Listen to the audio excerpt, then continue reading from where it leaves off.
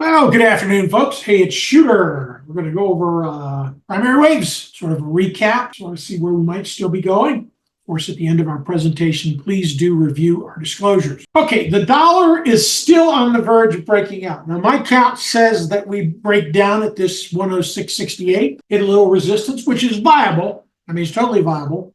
However, this also could be an uptrend that's about ready to flip. So it would be something more like this. So that could put us up to about 108.46 is sort of what I see. So sort of in that range. But we're still on this flat. So I would say between that 108.46 and really I would come down and say the 78.6 at the 125. So there's about a 6-point range there. I think it stays in. Now, I did the weeklies instead of the daily because I want to give you a little bigger picture of what we're looking at here. So looking at the S&P, I'm getting a much deeper drawdown now to about 474. All right, so the game plan would be to sell covered calls at your high of your candle, and it takes you out if you have common shares, or buy at the money monthly puts. So I would go out 60 days, and I probably wouldn't be holding them that long. That just gives you plenty of room. It's going to be expensive. If you want to be a little more conservative, you can go out and just buy some like 480 puts 3 weeks out, because this could be slow. Look at how, this retrace here, it wasn't necessarily quick. It lasted from roughly July to October. So it could be 4 or 5 months. The other thing too is we don't want to get nailed by premium decay. So I like covered calls over anything if you have common shares in the SPY at this point. The reason I'm saying the monthly puts, I think it is much more practical. Do a smaller position size, like doing 500s are fine, or even 495s or 490s are fine. They all should work.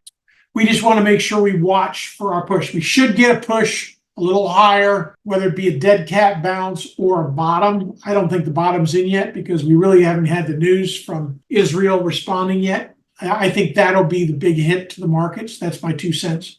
Even though a lot of people I know are saying it's baked in, I don't know that I necessarily agree with that, because the perception is that the longer it takes, they're going to do nothing. They're going to do something. They're just preparing a bigger response is my thought on that. So, all right, looking at the NASDAQ. Now, we're not showing as deep of a retrace. I'm showing 427.74. Now, 78.6 back is 406.90. So, I mean, either are viable. It depends on how big that action is going to be in the Middle East as far as Israel's response. And realize Israel's response is phase 1. Phase 2 is going to be what Iran does. So if Iran responds like realize they could have launched a lot more missiles. Truthfully, I don't think they intended on hitting target. I think it was like a warning shot, because they could have fired many more missiles at one location and they could have breached, the Israel security. The aerial defense system that they have there. So, if they wanted to target Tel Aviv, for example, and they just nailed one city with 5,000 ballistic missiles, they're going to be at least 5%, maybe 10% of those that find their target. And we're going to see a pretty decent drawdown in markets on that. All right, looking at the Russells, it's just heading lower off of this. I don't see any reason why we recover. Looking at the count, I have to go out a little bit further on my timeline, but notice how bearish this count is to the downside, maybe 174. I just don't see it recovering from this point. This is, confirmed high, divergent high. So this is our 1, 2, and we've already come off. We gave up 50% and we've not recovered back above this leg. So we really need to get back above this 234.43 for us to really get bullish again in the Russell. All right, now looking at the Dow, actually it came off a little bit deeper than the S&P or the NASDAQ, a little more aggressive to the downside. Right now I'm only showing about 372, but note the way this leg is here, we could come all the way down to the 78.6 at 339. So there we do have some downside. So now I will say I prefer Dow puts over Qs in the SPY. And your marker is, your stop is a close above that last candle on the weekly. So that 380, 382, as long as it doesn't get above that candle, you should be fine. Again, I like the monthlies here, and I would come down and I would just do flat out 370s. I mean, they'll pay. All right, let's take a look at the Treasuries. Hush, Roscoe. All right, so now I'm showing 86.51 again. Just looking at the retracement numbers, that's right at the 78.6, so that's a good number as far as markets are concerned. But again, I don't know that we necessarily turn until the Fed pivots. So, I mean, we might just be looking at a lot of noise here, but that's what the count says. All right, looking at Bitcoin, I think our 4 is done at 61,895. However, I don't like the alt counts that I see here. It looks bearish now. It didn't look bearish before. And, roughly it's showing as a 5-wave down to maybe 43,425. So this is where my stop would be. At 61,790, it gets below there. We're probably going to continue flushing. I don't necessarily like the look of it right now, especially considering we've confirmed, right, on this candle, confirmed. So this is a divergent high. And the high and tight, I don't like those because they're quick coming off. High and tight, quick coming off. High and tight. So there's a potential that we have this year. And also to notice that we had a smidget higher high than our 74,560, and we put in a 75,185. And those of you who followed my work know how I talk about a slightly higher high. They tend to play out to the downside a little bit quicker. So, hedging, you could buy micro Bitcoin future puts for a percentage of what you hold. You could.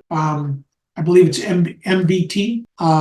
However, if you're not experienced with futures at all, you can end up on the wrong side of that trade pretty quick. So, FYI. All right, let's look at a couple sectors. Now, I basically flagged 3 tonight because we need all 3 of these to participate to get back to the upside. And the more of them that participate to the downside, the deeper the drawdown is going to be. So we need 7 of these to come back for us to get ahead. Right now, my target on SMH is 210 to 19. All right, looking at XLF, which we really needed to stay in the breath here, and now we've got a drawdown maybe to 37.87 on that. Now XLE is rolling over, but the count's not reflecting lower. But really, trend support to me is down here at 82.26. So if energy comes off in the mix of this, we could see a quick flush to the downside. So that's sort of my thought on that. Now, keep in mind any of the, I still like SPY puts because the premium hasn't been too crazy because we haven't been too aggressive. So let me go back to the SPY for a second. And let me come into the 90-minute because that gives you a good visual of what this count looks like. So now we're below the 14. So the 23.6 is the viable target, 497. I just want to focus on the SPY. I don't want you to get looking at too much to the downside. So here's where I would look at the SPY as far as getting short here, where we are. So we print 510.21, definitely add some shorts. We break below our 502.21, then our target is that 497.38, I believe, or right in that area. 499.83. So, there's not a huge amount of room to the downside here without a catalyst. And notice we confirmed here, and we got a divergent low here on the 90-minute. Just jumping back to the daily, getting a visual on that. I don't really see a lot of downside here without a significant catalyst. And I would think that would be several thousand missiles from Iran. That's sort of my take on that. Well, that's what I have for today, folks. Great trading. Until next time.